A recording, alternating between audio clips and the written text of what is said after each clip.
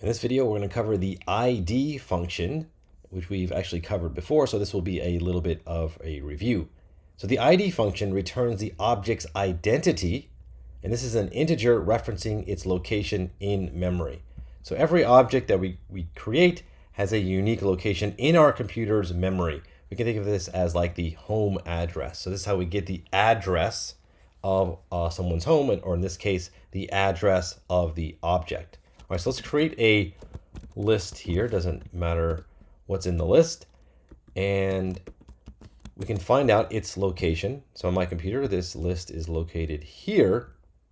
Now, if I do something like this, and this is the example from a previous module, I have not created a new object here. I've simply created a new variable name called B.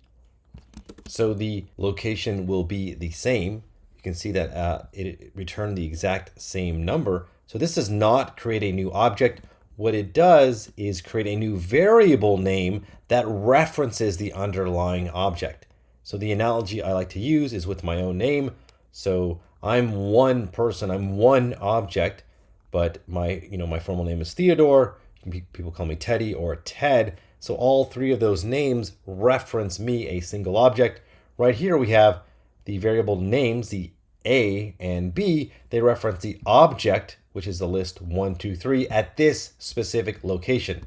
Now, if I create another list that has the same values, it will have a different location.